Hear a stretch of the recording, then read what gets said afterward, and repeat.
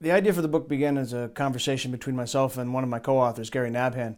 We were talking about the origin of chilies and their emigration from Mesoamerica, southern Mexico and such, long way around the world, all the way to Thailand, and how quickly it happened, and how the chili pepper really inundated cuisines along the way very, very rapidly. And we thought it made a good idea for a book to sort of follow that trail around. He brought our other co-author, Craig Kraft, on board, and because of his expertise in agroecology, it got us talking about climate change's impact in the present day on chili peppers and how we can use them as a lens to see what sort of effects climate change is having right now, not in some distant ethereal future. And it occurred to us also that if you're going to talk about climate change, you constantly get these dry diatribes or an Al Gore slideshow about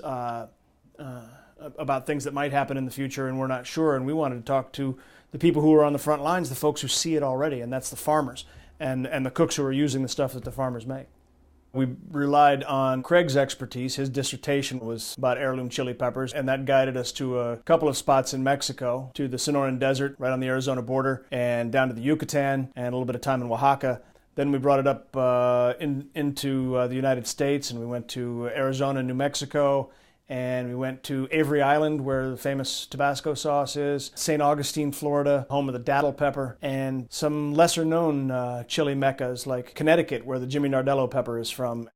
The book is really a mix of a number of things. There's quite a lot of recipes in it, and that makes it a really nice tool for people to turn to, and these aren't your run-of-the-mill. It's not just another salsa recipe, just another chili recipe. There's more to it than that, and there's history and there's stories behind the recipes, and there's of course the history of the chili pepper that goes back a good 6,000–8,000 years. There's a travelogue in this journey of these three self-proclaimed gastronauts on a spice ship. Sorry about that. Gary's a bit of a punster, and it really does take you along on a journey of discovery. It is strange to talk about going out looking for climate change.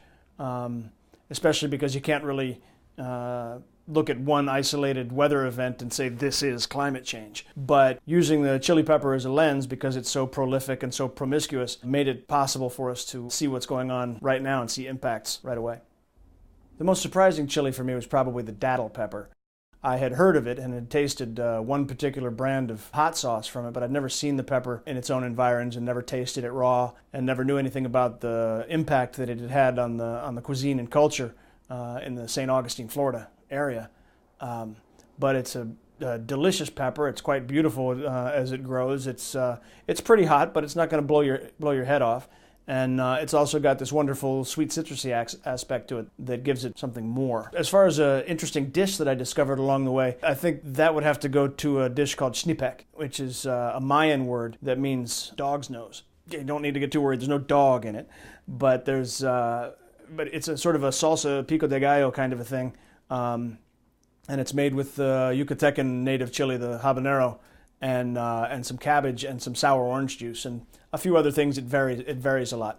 But the name xnipec, as I said, means dog's nose, and because it's so hot, it makes your nose run and gives it the similarity to a dog's nose. I was particularly intrigued in Mexico and visiting the Sonoran Desert because I had never been to that part of Mexico. It was interesting to see a totally different culture than you're going to see in any of the places where I'd been before, in Mexico City and Puebla and the Yucatan. It's a little bit more Wild West. You